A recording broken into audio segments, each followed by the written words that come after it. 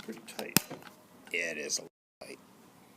Fingers are free. Because, the topic that I study, and I'll tell you a bit about the work I've been doing, is about how money is made and how wealth is created. And I have the, fortunate or unfortunate obligation to be in a category that has a lot of other people who say that they can make you rich.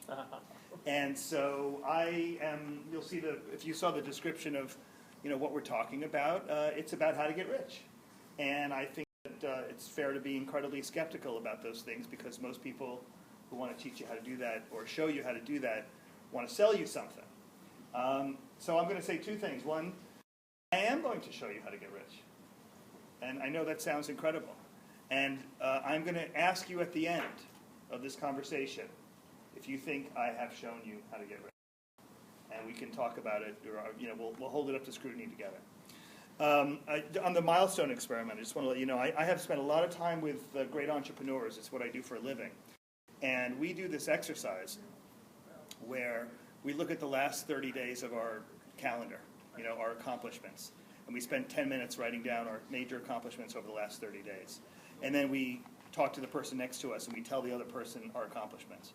Because entrepreneurs are really focused always on the future.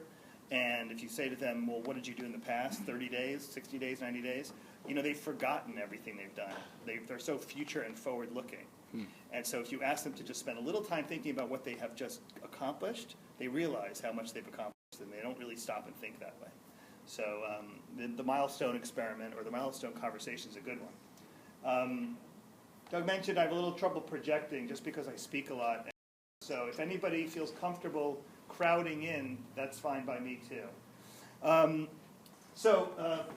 you mentioned, I'm with Inc. Magazine's Business Owners Council. How many of you read or know what it is? A few of you.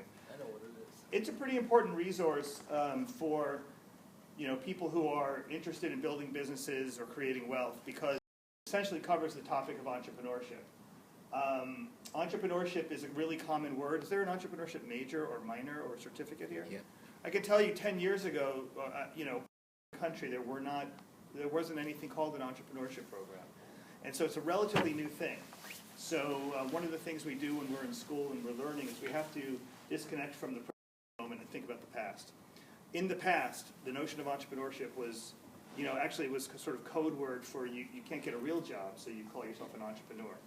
And in the early days of Inc. Magazine, when we were celebrating some of the folks we could find, this is 30 years ago, who would call themselves entrepreneurs, we found some little companies that no one had ever seen before. One of them was called Apple, and they had $3 million in revenue, and there was this guy named Steve Jobs running it, and we put him on the cover of the magazine. We said, this is the guy to watch. Another guy was a guy named Bill Gates. He ran a little private company called Microsoft. Another guy was Larry Ellison, ran a company called Oracle. Scott Cook ran Intuit. On and on and on. And so you will find all these pages and their stories from the beginning, often in Inc. Magazine. Every year we identify the 5,000 fastest growing companies in America, private companies. So this September we had the big issue. You can go on right now and look at 5,000 fast growing companies. And what you're looking at when you look at this list, you might be looking at the next Apple. They might be in this list, and they're a tiny little private company right now. You might be looking at the next Oracle. So it's an interesting world of entrepreneurship. And my research kind of looks at the individuals who run these kinds of companies. And really, when I talk about wealth creation as a concept, I'm not talking about necessarily, the great innovators of our time, necessarily some of the great wealth icons of our time. I'm actually talking about how regular, wealthy people make money. I know it sounds a little funny to say it that way, but I'm talking about the rank and file wealthy. And I'm going to tell you a little bit about who I survey, who I study, and why. But let me go back a bit. So how many of you are football fans? Joe Gibbs, anyone know who Joe Gibbs is? Hall of Fame winning coach for the Washington Redskins. NASCAR. And now a NASCAR team owner, which is a really good example of how wealth is created, because as a coach he was never going to own any of that team. And business ownership is directly correlated to wealth creation. So he left the Redskins, even though he could have essentially asked for any amount of money he wanted, and he started a NASCAR team. You're right about that. So Joe Gibbs, among the great things he has done for football is he changed the way scouting was done. And in the old days, scouting was done with the scouts who go out and look for the next thing in football. They did it by finding young talent, and one of the very first things they would do is they would administer the SATs to see if these young people had a general aptitude, because as a football player, you're going to have to read plays and understand strategy. So they had to just find out if they could at least keep up with a play. So Joe Gibbs thought that that was a very poor way to identify great up-and-coming football players. And so what he did is he created an entirely new test, and here's how he did it. He identified a handful of players on his squad that were currently playing that were what he called football brilliant. Football brilliant. Now, these folks were not necessarily bright in any conventional way, but they were excellent at understanding football. And by that I mean they understood how the field of play changes in microseconds, and that in order to keep up with that, you have to have a deep understanding of the game at a visceral level. And he took these 4 players to an optometrist named Dr. Harry Wachs, and he asked Dr. Harry Wachs to create tests that would reverse engineer their football brilliance so that his scouts could administer this new test, and they could find people out there in the field, young players, who were also football brilliant. You see, he didn't care to test for aptitude. He wanted to test for the skill that makes them excellent football players. So Dr. Harry Wachs is an optometrist, and you might ask yourself, what would an optometrist do to help such a thing? So Dr. Wachs says this to me when I spoke to him. He said, you know the phrase, I see what you mean? Seeing meaning in things is what he studies as an optometrist. So he created a test which was really very physical. It was tiddlywinks. It was goggles that would change your line of vision to see if you could understand how lines of vision worked. And so the scouts went out with these what were called Asperger toolkits. And the Redskins were the only ones who had it. And he found players that were football brilliant. So while all the other teams were looking for players that had general aptitude, he was looking for something called football brilliance. Well, you may have heard of Joe Gibbs, but you probably have never heard of Russ Allen Prince, who happens to be a Connecticut resident. Russ Prince is a coach to extremely wealthy people. There are not too many people like him in America, and just to give you an example of the kinds of assignments Russ Prince has, he has a client that fell off the Forbes 400 list. Do you guys know what the Forbes 400 list is? List of the wealthiest people in America or the world. He had a client who fell off the Forbes 400 list, and the assignment was, get me back on that list. And why does a really wealthy and a very successful person need a coach? Well, why does a great athlete need a coach? Right? A great athlete is trying to squeeze out another second or another yard. A very wealthy person is using a coach to squeeze out an extra billion or two. We all need coaches. We all need to be better at what we are. And so Russ has worked for the past many, many years with some of the wealthiest people in the world, names you would all recognize, names that I can't tell you because they don't want anyone knowing they have wealth coaches. And over the years of working with these wealthy individuals, he has identified 7 strategies, 7 best practices that lead to wealth. So this is anecdotal. In other words, just by working with these very wealthy people, he's consistently seen these 7 best practices.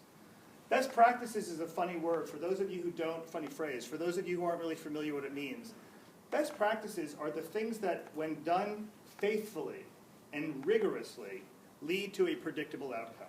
That's what a best practice is. It doesn't always mean we know why it works. We just know that it seems to be constantly be present. And so he identified 7 of them. The other thing to know about Russ is that in addition to being a wealth coach, he's a researcher. In other words, a primary researcher. We'll call thousands of households, hundreds of households, or of any industry to see if the numbers bear out. And so when he and I were speaking about this, we wrote a book together in the past, we're pals. He shared with me anecdotally what he had learned about by working with these wealthy people, that these 7 best practices emerged. And then we asked a question of each other, which is, how much does the middle class understand these 7 best practices? And that was a question, we spent years talking about this, because he and I come from the same kinds of households. We come from middle class households.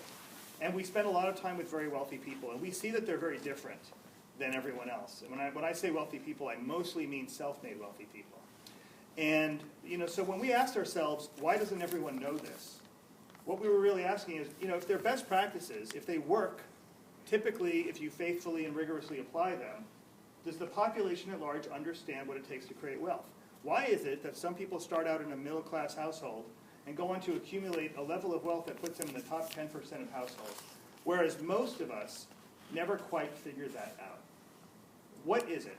And the middle class has created a ton of belief systems around A, how to get wealthy, and B, who gets wealthy. And we asked ourselves if it was true.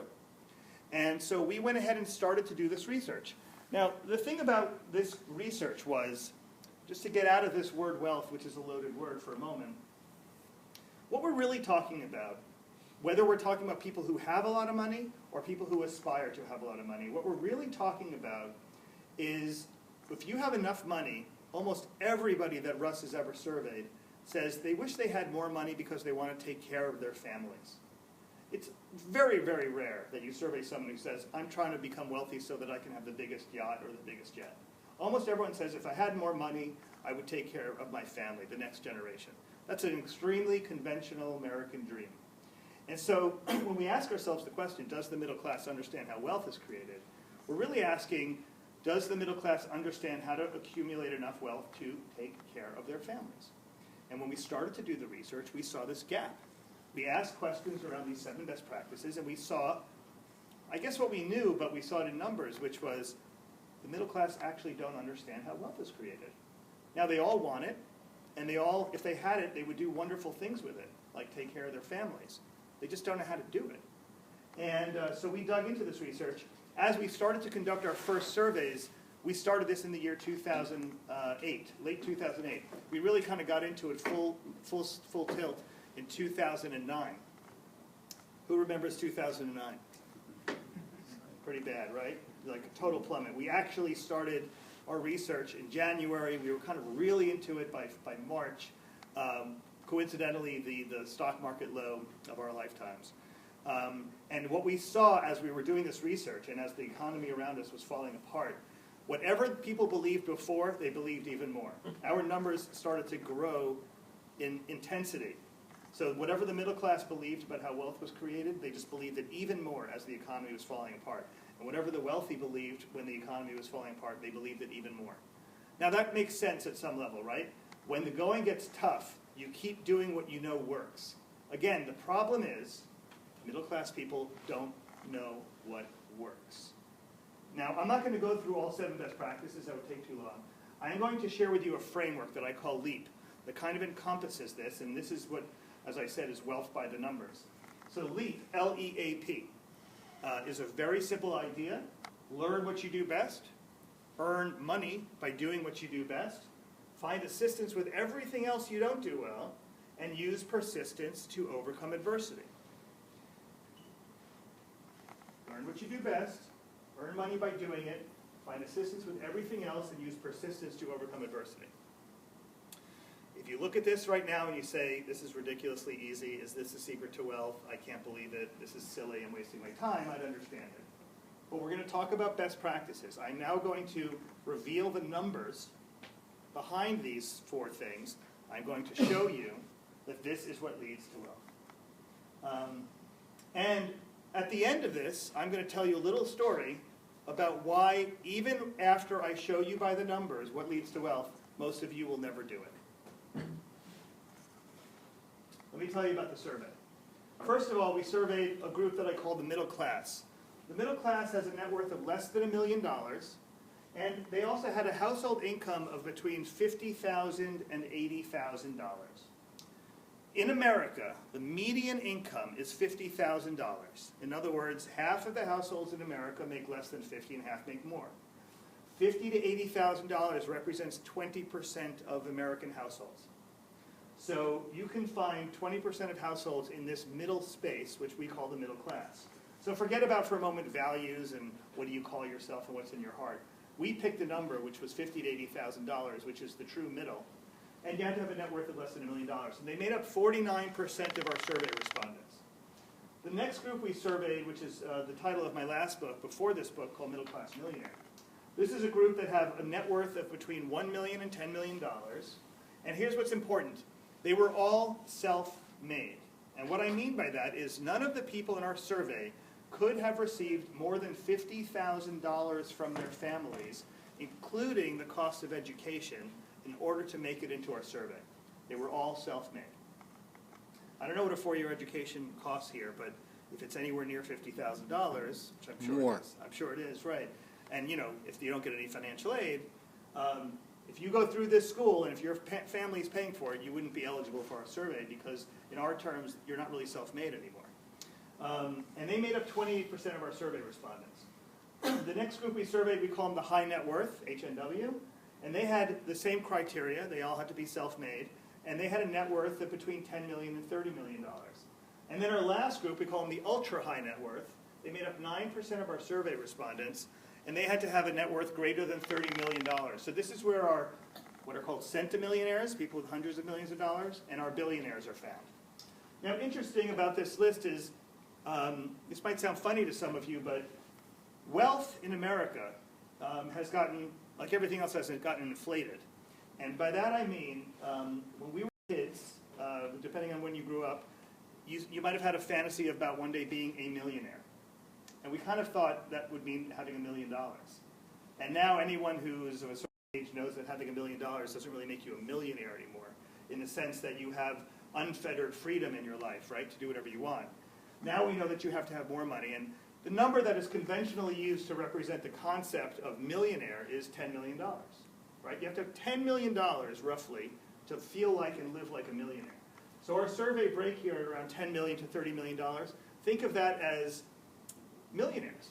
And think of the middle-class millionaires as the sort of mass affluent, is what they're called in conventional terms, the mass affluent. So now this is who we surveyed. And let me walk you through what we learned. So I'll start with the letter L, learn rather, discover what's at your center. What do I mean by this? So learn, discover what's at your center means, what is it that you are really, really good at? And that's the question we asked our survey respondents. Do you know what you are exceptionally good at that makes you money? How many of you would like to do an exercise right now to find out a little bit about yourselves?